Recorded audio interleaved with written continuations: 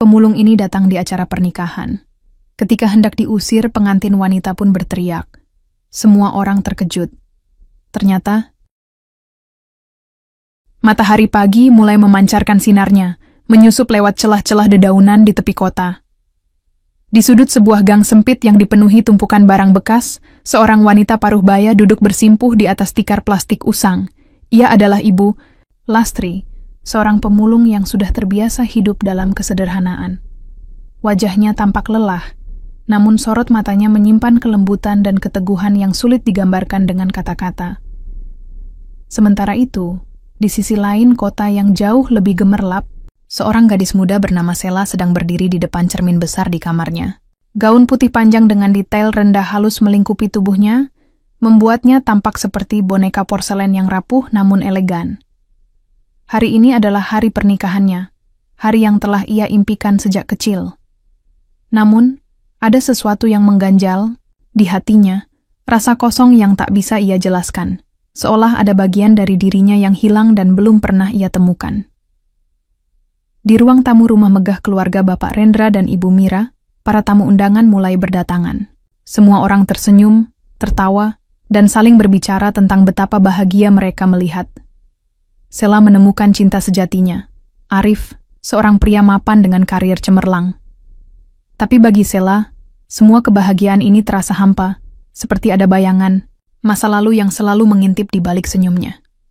Sementara itu, di ujung gang tempat Lastri tinggal, ia sedang membersihkan sebuah kotak kayu kecil yang sudah usang. Di dalam kotak itu, terdapat beberapa foto tua yang mulai pudar, serta kalung emas kecil dengan liontin berbentuk hati. Matanya berkaca-kaca saat ia menatap foto-foto itu. Gambar seorang bayi mungil yang tengah tersenyum polos. "Selamat menempuh hidup baru, Nak," gumamnya pelan, suaranya penuh haru dan kerinduan.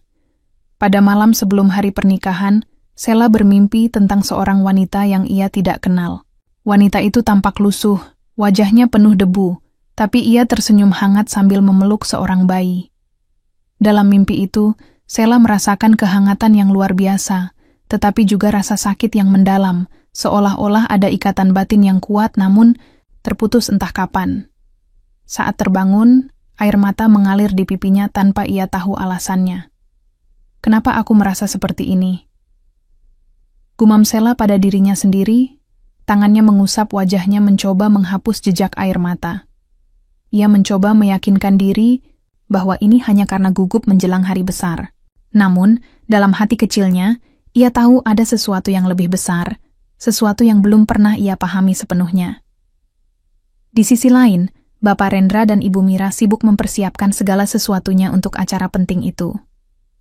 Meskipun mereka tampak bahagia, ada satu topik yang selalu mereka hindari, masa lalu Sela. Mereka tahu bahwa Sela adalah anak angkat, tapi mereka memilih untuk tidak membahasnya, berharap bahwa waktu akan menghapus segala pertanyaan yang mungkin muncul di benak Sela. Namun, tak ada yang tahu bahwa hari ini akan menjadi titik balik dalam hidup Sela. Sebuah rahasia besar yang tersembunyi selama bertahun-tahun akan terungkap, membawa gelombang emosi yang tak terduga dan membuka pintu menuju rekonsiliasi yang mendalam. Langit sore hari tampak berkilauan dengan cahaya jingga, ketika para tamu undangan mulai berdatangan ke gedung pernikahan megah, tempat acara akan diadakan. Musik lembut mengalun dari speaker, menciptakan suasana romantis yang sempurna. Gaun-gaun, indah dan setelan jas mahal memenuhi ruangan, sementara percakapan ringan dan tawa halus terdengar di mana-mana. Semua orang tampak bahagia, termasuk Bapak Rendra dan Ibu Mira, yang duduk di barisan depan dengan senyum bangga di wajah mereka. Namun, di tengah keramaian itu, ada satu sosok yang tak seharusnya ada di sana. Seorang wanita lusuh dengan pakaian, kotor dan rambut yang sedikit berantakan. Dia adalah Ibu Lastri, yang diam-diam telah menyelinap masuk melalui pintu belakang gedung. Wajahnya penuh keraguan dan ketakutan, tetapi juga ada semangat kuat dalam matanya. Seolah-olah ini adalah satu-satunya kesempatan baginya untuk melihat putrinya sekali lagi. Lastri berdiri di ambang pintu besar aula utama, menatap ke dalam dengan hati berdebar-debar. Matanya langsung tertuju pada Sela, yang sedang berdiri di dekat altar bersama calon suaminya Arif. Sela tampak begitu cantik dalam gaun pengantinnya, seperti bidadari yang turun dari langit. Namun bagi Lastri, ia hanya melihat bayangan kecil, gadis mungil yang dulu pernah ia peluk erat-erat sebelum melepaskannya ke dunia lain. "Selamat, nak," bisik Lastri pelan, air mata mulai menggenang di sudut matanya. Ia tidak berniat mengganggu atau membuat keributan. Ia hanya ingin melihat Sela, sekali lagi, meskipun dari kejauhan. Tapi, kehadirannya yang kontras dengan kemewahan acara segera menarik perhatian beberapa tamu. "Siapa dia?" Gumam salah satu tamu undangan kepada rekannya, menunjuk ke arah Lastri dengan pandangan curiga. "Astaga, kenapa dia bisa masuk ke sini? Apakah dia salah masuk?" Tidak butuh waktu lama hingga beberapa staf gedung mendekati Lastri dengan sikap yang kurang bersahabat. Salah satu petugas, seorang pria bertubuh tegap dengan ekspresi dingin, mendekat dan berbicara dengan nada keras. "Maaf Bu, sepertinya Anda salah tempat. Acara ini khusus untuk tamu undangan. Silakan keluar." Wajah Lastri memucat, namun ia tidak berkata apa-apa. Ia hanya menundukkan kepala, merasa malu dan kecil di hadapan semua orang. Namun, tepat saat ia hendak mundur perlahan, sebuah suara tiba-tiba memecah keheningan. "Berhenti!" teriak Sela. Suaranya nyaring dan penuh emosi. Semua mata langsung tertuju padanya. Sela berdiri di tengah ruangan.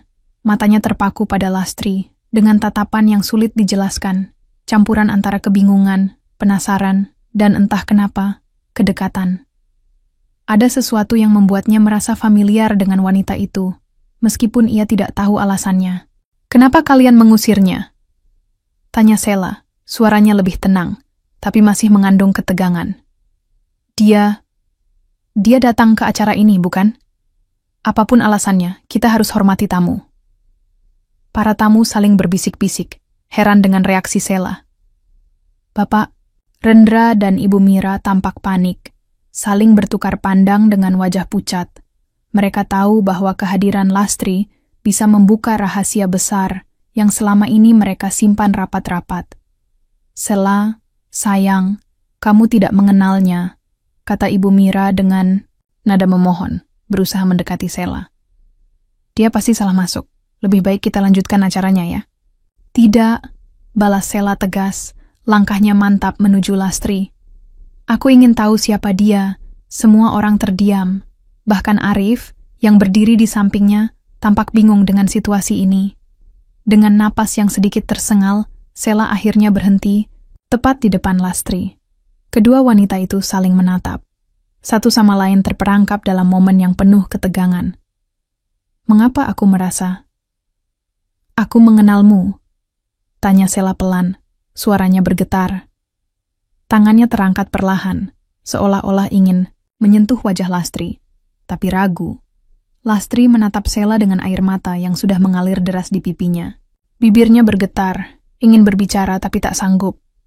Akhirnya, dengan suara serak, ia hanya bisa berkata, Aku hanya ingin melihatmu sekali lagi."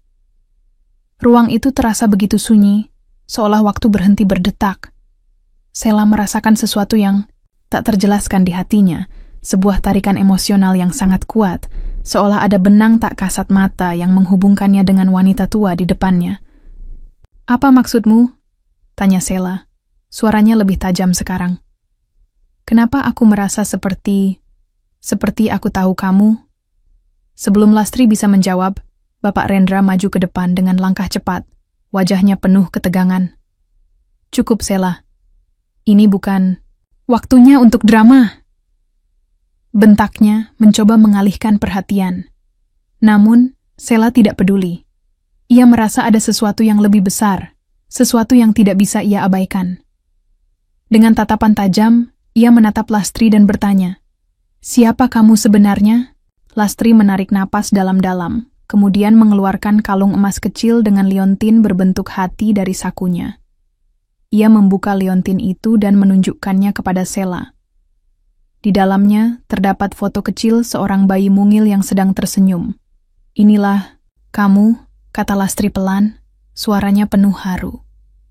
"Dan aku adalah ibumu." Ruang itu hening total. Para tamu undangan saling berbisik dengan suara tertahan, sementara Sheila berdiri terpaku, tak percaya dengan apa yang baru saja ia dengar. Setelah kejadian di resepsi pernikahan yang membuat suasana tegang, Sheila memutuskan untuk tidak melanjutkan acara tersebut. Ia merasa ada sesuatu yang lebih penting daripada pernikahannya, kebenaran tentang dirinya sendiri. Dengan langkah penuh keraguan dan kebingungan, ia meninggalkan gedung megah bersama Ibu Lastri, wanita yang mengaku sebagai ibunya.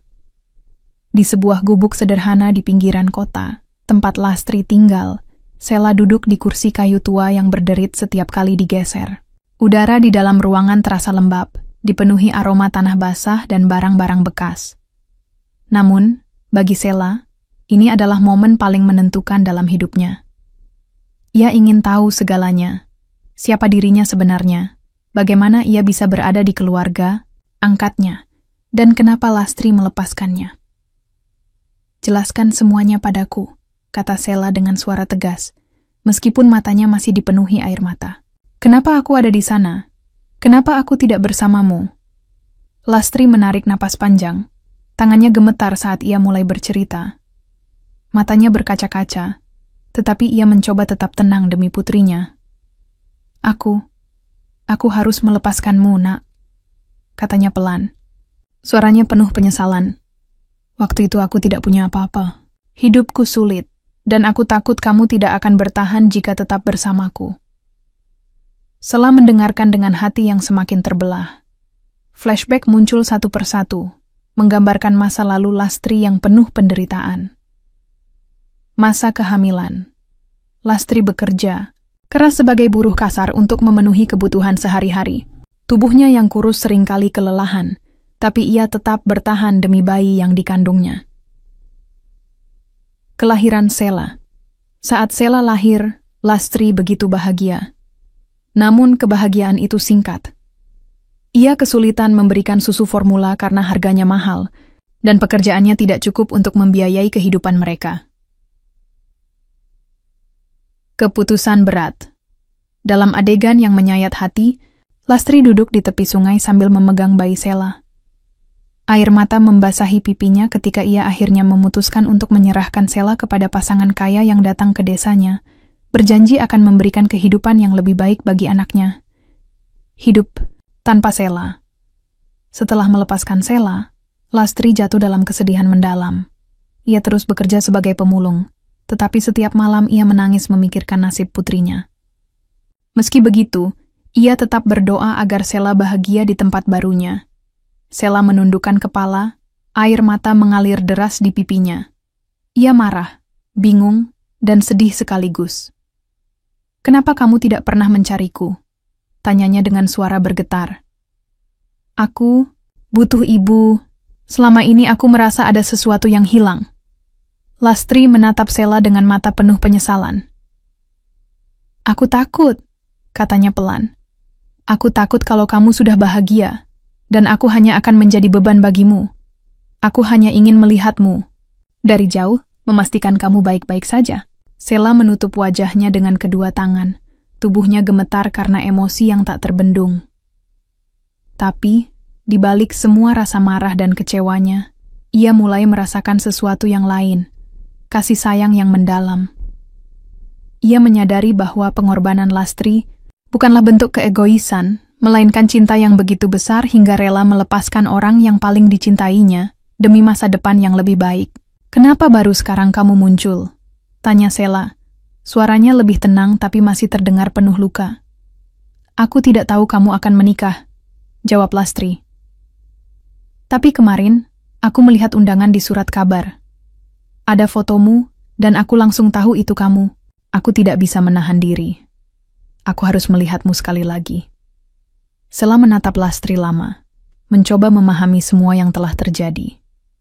Ia membayangkan betapa sulitnya kehidupan Lastri selama ini, dan bagaimana wanita ini terus bertahan meskipun dunia sepertinya berbalik melawan dirinya.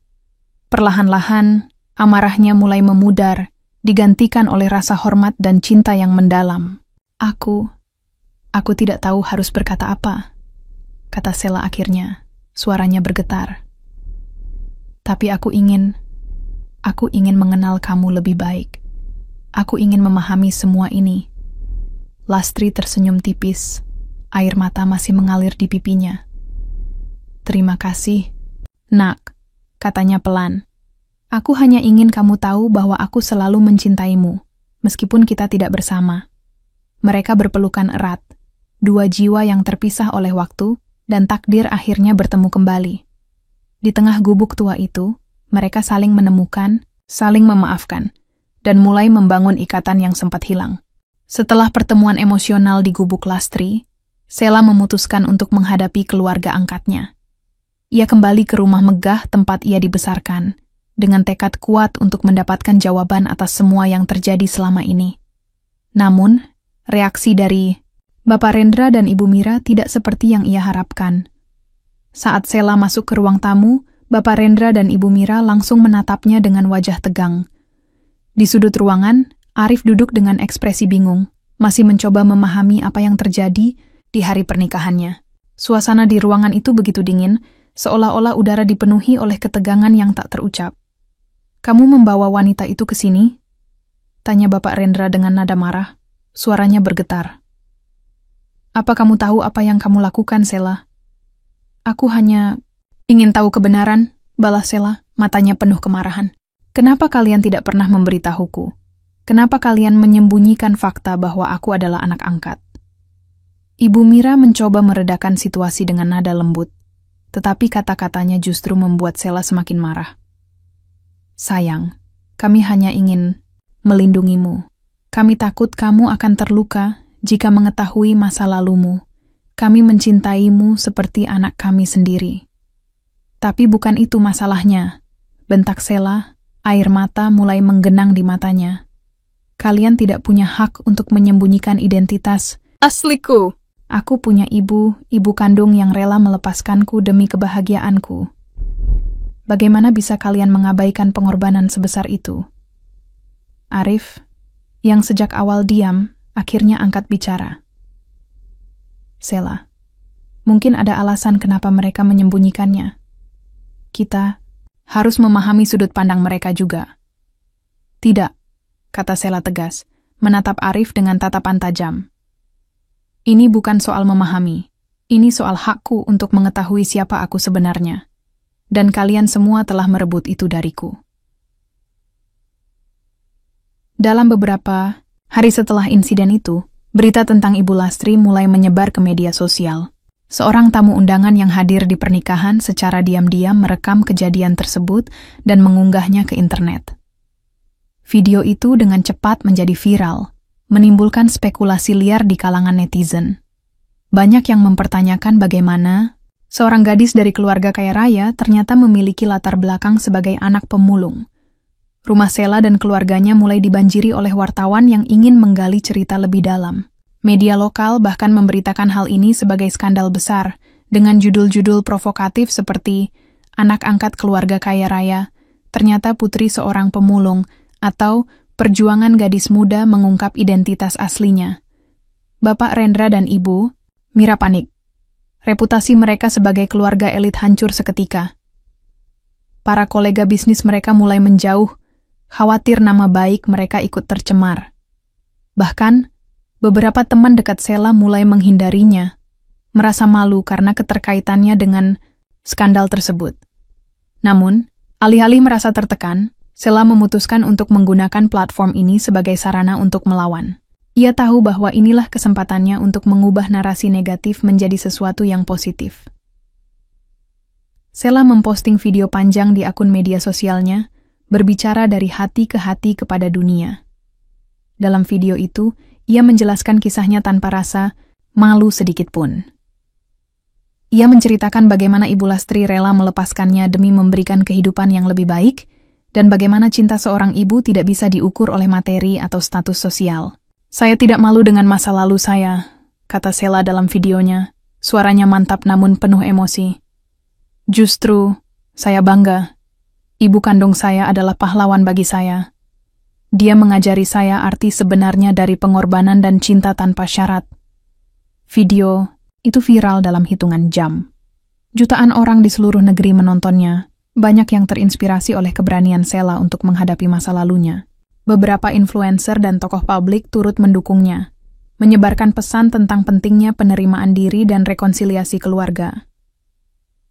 Tidak hanya itu, Sheila juga mulai aktif di komunitas sosial, membantu para ibu tunggal dan keluarga kurang mampu di daerahnya. Ia menggunakan uang tabungannya untuk mendirikan sebuah program pelatihan keterampilan bagi kaum marginal, termasuk para pemulung seperti Ibu Lastri. Kekayaan bukanlah segalanya, kata Sheila dalam salah satu wawancaranya.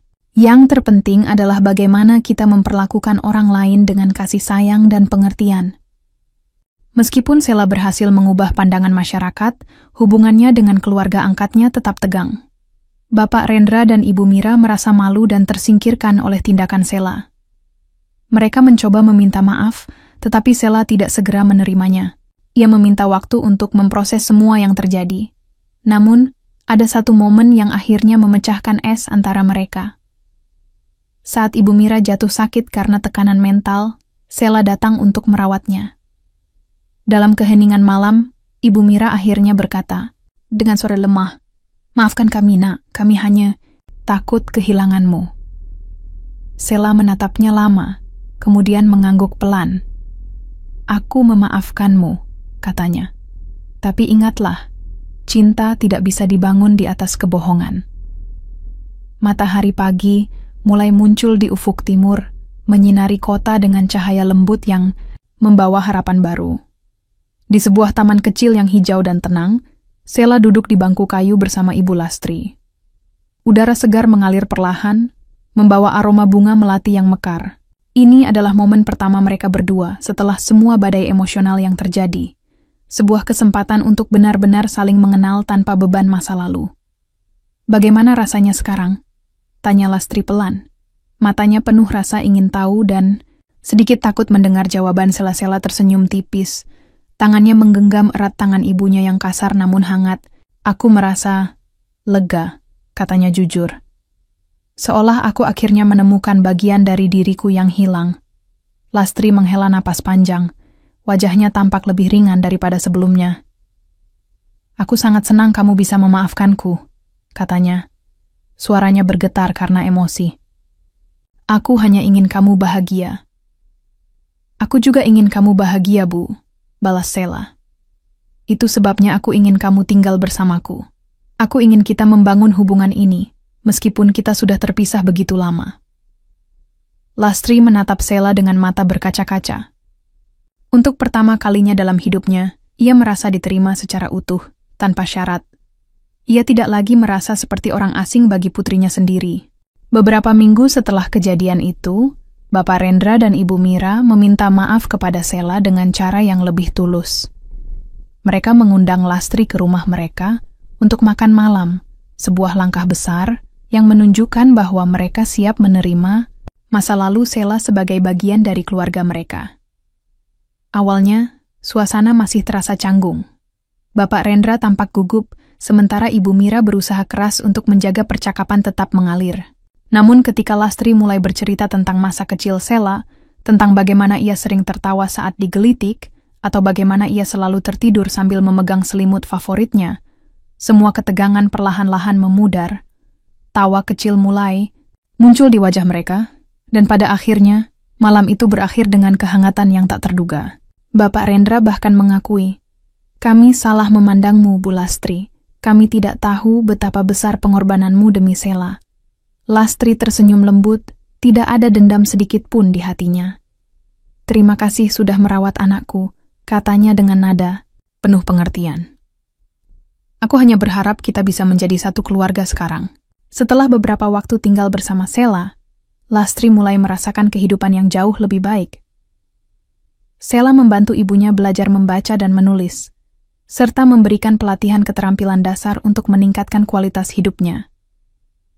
Dengan dukungan Sheila, Lastri mulai bekerja di sebuah toko kerajinan lokal, tempat ia bisa menggunakan keterampilan tangannya untuk membuat produk yang bernilai. "Bu, lihat ini," kata Sheila suatu hari, menunjukkan foto Lastri yang diunggah di media sosialnya. Foto itu menunjukkan Lastri sedang tersenyum cerah di tengah rak-rak kerajinan yang indah. Captionnya berbunyi, "Ini adalah ibuku, seorang wanita, yang telah mengajarkanku arti sebenarnya dari keberanian dan cinta. Dia adalah inspirasi terbesarku." Foto itu mendapat ribuan likes dan komentar positif dari netizen. Banyak orang mengagumi perjalanan hidup Lastri dan bagaimana ia berhasil bertahan meskipun kehidupannya penuh tantangan. Lastri sendiri merasa bangga, bukan hanya karena pengakuan dari orang lain, tetapi karena ia akhirnya merasa dihargai oleh dunia. Di sisi lain, hubungan Sheila dengan Arif mulai pulih setelah semua drama yang terjadi. Meskipun awalnya Arif merasa bingung dan marah karena acara pernikahan mereka dibatalkan, ia akhirnya memahami alasan dibalik tindakan Sheila. Setelah beberapa kali berbicara dari hati ke hati, Arif menyadari bahwa apa yang dilakukan Sheila adalah bentuk keberaniannya untuk menghadapi kebenaran.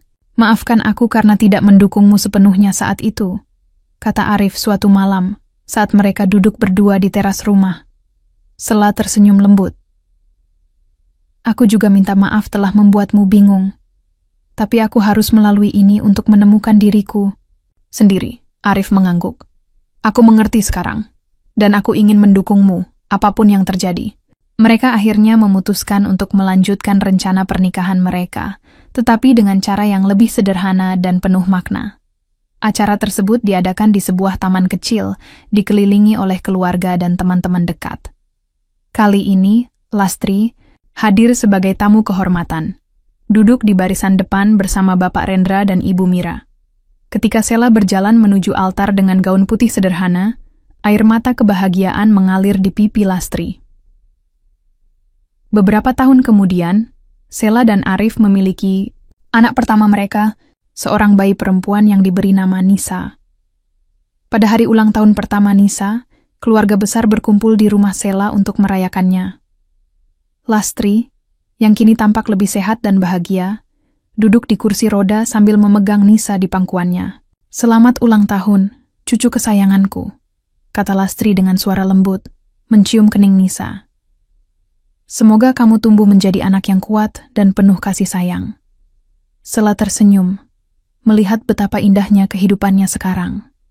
Ia tidak lagi merasa ada kekosongan di hatinya. Ia telah menemukan kedamaian, cinta, dan rekonsiliasi yang selama ini ia cari. Dalam hatinya, Sheila berjanji untuk selalu menghargai setiap detik kebersamaan dengan keluarganya, baik keluarga angkat maupun keluarga kandungnya.